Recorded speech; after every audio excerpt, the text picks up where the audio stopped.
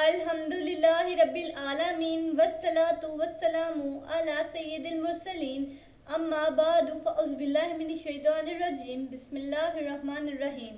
ہماری کسی بھی ویڈیو میں کوئی بھی ایک لفظ بھی آپ ایسا نہ پائیں گے جو اللہ تعالیٰ کے حکم اور اس کے نبی کریم صلی اللہ علیہ وآلہ وسلم کی تعلیمات سے ہٹ کر ہو۔ آپ سے گزارش ہے کہ ہماری ویڈیوز کو آخر تک دھیان سے سنا کریں، یقیناً آپ کی زندگی بدل جائے گی۔ عبداللہ اپنے باپ کے واسطہ سے اپنے دادا سے روایت کرتے ہیں کہ ہم جمرۃ الاولیٰ کے سامنے منا کے میدان میں خیمہ زن تھے کہ ہمارے پاس اللہ کے پیارے رسول تشریف لائے۔ حضور صلی اللہ علیہ وآلہ وسلم اونٹنی پر سوار تھے اور زید بن حارثہ رضی اللہ تعالیٰ عنہ آپ کے پیچھے بیٹھے ہوئے تھے۔ حضور پاک صلی اللہ علیہ وآلہ وسلم نے ہمیں دعوت اسلام دی۔ ہم نے اس سے پہلے بھی مختلف مواقع پر حضور پاک صلی اللہ علیہ وآلہ وسلم کی دعوت کے بارے میں سنا تھا۔ آج بھی حضور صلی اللہ علیہ وآلہ وسلم ہمارے پاس تشریف لائے اور دعوت دی، لیکن ہم میں سے کسی نے قبول نہ کی۔ ہمارے ساتھ میسرہ بن مسروق بن ابسہ بھی تھا۔ اس نے ہمیں کہا کہ میں اللہ کی قسم کھا کر کہتا ہوں کہ اگر ہم اس شخص کی تصدیق کریں اور انہیں اپنے ساتھ لے جا کر اپنے علاقہ میں ٹھہرائیں تو بڑی عقل مندی کی بات ہوگی۔ میں اللہ کی قسم کھاتا ہوں کہ ان کا دین ہمیں غالب آ جائے گا اور دنیا کے گوشہ گوشہ میں پہنچے گا۔ اس کی بات کو سن کر قوم نے کہا کہ میسرہ اس بات کو رہنے دو، جب ہم میں اس ذمہ داری کو قبول کرنے کی طاقت نہیں تو ہم اس بوجھ کو کیوں اٹھائیں۔ نبی کریم صلی اللہ علیہ وآلہ وسلم نے میسرہ کی جب بات سنی تو حضور پاک صلی اللہ علیہ وآلہ وسلم کے دل میں امید پیدا ہوئی کہ میسرہ شاید اسلام قبول کرے۔ حضور صلی اللہ علیہ وآلہ وسلم نے اس سے گفتگو کی۔ اس نے کہا آپ کی گفتگو بڑی عمدہ اور سراپا نور ہے، لیکن میری قوم اس بارے میں میری مخالف ہے اور فرد کی عزت کی قوم سے ہوتی ہے۔ اگر وہ اس کی تائید نہ کرے پھر کنارہ دور ہو جاتا ہے۔ سرکار دو عالم صلی اللہ علیہ وآلہ وسلم واپس چلے آئے اور وہ لوگ بھی اپنے گھروں کی طرف لوٹ گئے، لیکن میسرہ کے دل میں حضور صلی اللہ علیہ وآلہ وسلم کی بات گھر کر گئی تھی۔ وہ یہ چاہتا تھا کہ اس کی قوم اس دین کو قبول کرے۔ راستہ میں اس نے انہیں کہا کہ فدق ہمارے راستہ سے زیادہ دور نہیں، اگر ہم وہاں جائیں اور وہاں کے یہودیوں سے اس شخص کے بارے میں دریافت کریں، ممکن ہے ہم کسی صحیح نتیجہ میں پہنچ جائیں۔ پس وہ اپنے راستہ سے مڑ کر فدق میں گئے۔ وہاں کے یہودی علماء سے اپنی آمد کا مدعا بیان کیا۔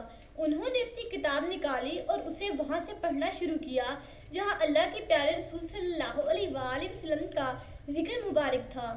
وہاں مرقوم تھا ترجمہ: خطہ عرب سے تعلق رکھنے والے ایسے جلیل القدر نبی مبعوث ہوں گے جن کا لقب امی ہوگا، دراز گوشت پر سواری فرمائیں گے اور انتہائی کفایت شعاری ان کی شان ہوگی۔ بدنی حسن کے لحاظ سے نہ ضرورت سے زیادہ لامع، نہ پست قامت، گیسوئے مبارک، نہ زیادہ گھنگریالے اور نہ بالکل سیدھے۔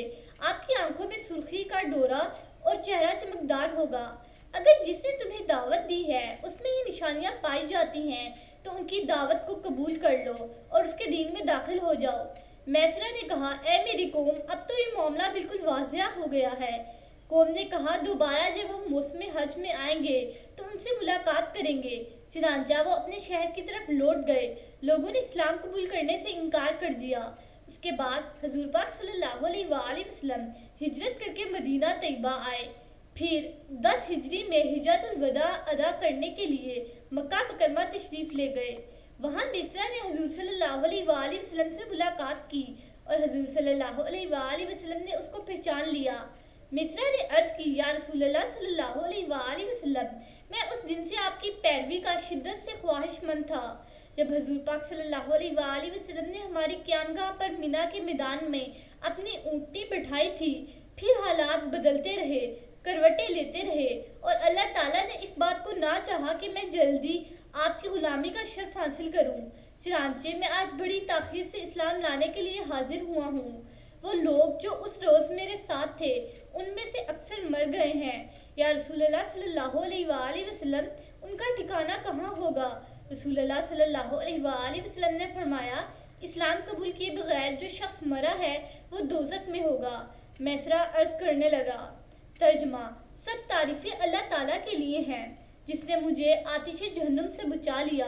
پھر وہ مشرف با اسلام ہو گئے اور عمر بھر احکام الہی کو حسن و خوبی سے انجام دیتے رہے۔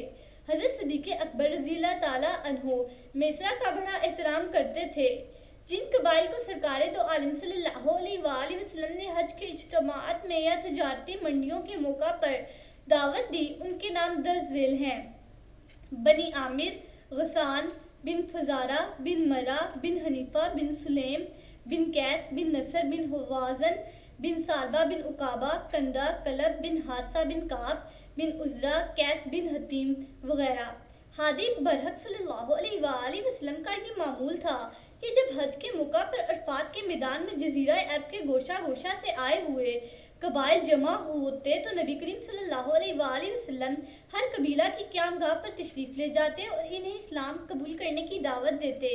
لیکن جب حضور صلی اللہ علیہ وآلہ وسلم نے ملاحظہ فرمایا کہ قبائل عربی اسلام قبول کرنے سے جھجکتے ہیں تو حضور پاک صلی اللہ علیہ وآلہ وسلم نے ان کے سامنے اس سے کمتر مطالبہ پیش کیا کہ شاید وہ اس بات کو قبول کر لیں اور یہی بات شاید ان کی ہدایت کا باعث بن جائے یا دوسرے قبائل کے لیے ہدایت کا دروازہ کھول جائے۔ حضور صلی اللہ علیہ وآلہ وسلم یہ اعلان فرماتے ہیں: کیا تم میں سے کوئی ایسا مرد ہے جو مجھے اپنے ساتھ اپنے قبیلہ میں لے جائے جہاں مجھے تبلیغ اسلام کی آزادی ہو، کیونکہ قریش نے مجھ پر قدغن لگا دی ہے کہ میں اپنے رب کریم کا کلام اس کے بندوں تک پہنچاؤں۔ کیونکہ اہل عرب کا یہ دستور تھا کہ اگر ان سے کوئی پناہ طلب کرتا تو وہ اس کو ضرور پناہ دیتے۔ حضور نبی کریم صلی اللہ علیہ وآلہ وسلم نے ان کی اس نخوت کو خدمت اسلام کے لیے استعمال کرنا چاہتے تھے، یعنی اگر تم سردست اسلام قبول کرنے کے لیے آمادہ نہیں تو میں تمہیں مجبور نہیں کرتا، لیکن قریش نے مجھ سے تبلیغ حق کی آزادی چھین لی ہے۔ نہ یہ خود میری دعوت قبول کرتے ہیں اور نہ اس بات کو گوارا کرتے ہیں کہ میں آزادی سے اللہ کے دین کی دعوت دوں، جس کا جی چاہے قبول کرے، جس کا جی چاہے انکار کر دے۔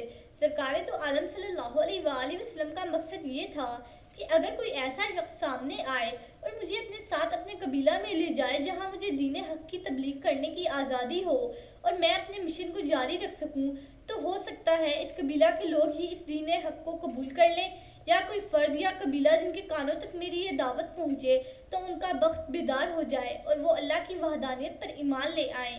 لیکن اہل مکہ کے معاندانہ پراپیگنڈا نے انہیں اسلام سے اس قدر خوفزدہ کر دیا تھا کہ وہ اس عام سی بات کو بھی ماننے کے لیے تیار نہ تھے۔ اس اثناء میں قبیلہ بنی حمدان کا ایک شخص حضور پاک صلی اللہ علیہ وآلہ وسلم کی خدمت میں حاضر ہوا۔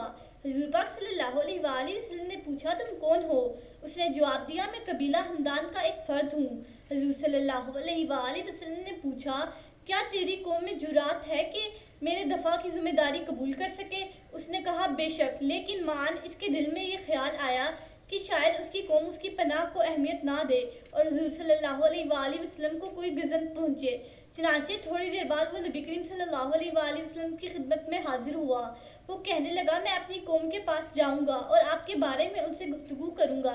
انہوں نے جو فیصلہ کیا آئندہ سال حضور صلی اللہ علیہ وآلہ وسلم کو اس کی اطلاع دوں گا۔ حضور صلی اللہ علیہ وآلہ وسلم نے فرمایا: اچھا، تیری مرضی۔ بسم اللہ الرحمن الرحیم۔ صلی اللہ علی حبیبہ سیدنا محمد وآلہ وصحبہ وسلم۔ اس درود پاک کے بے شمار فوائد ہیں۔ اس درود پاک کو کثرت سے پڑھنے والے کو دین و دنیا میں کسی چیز کی کمی نہیں رہتی۔ سکون قلب کی دولت سے مالا مال ہو جاتا ہے، دشمن دوست بن جاتا ہے۔ اگر کوئی چاہے دل کی کدورت، کینہ، دل کا میل، بغض، حسد اور اخلاق رذیلہ دور ہو جائیں تو اس درود پاک کو کثرت سے پڑھیے۔ اللہ تعالی ہمارا اور آپ کا حامی و ناصر ہوگا۔ شکریہ۔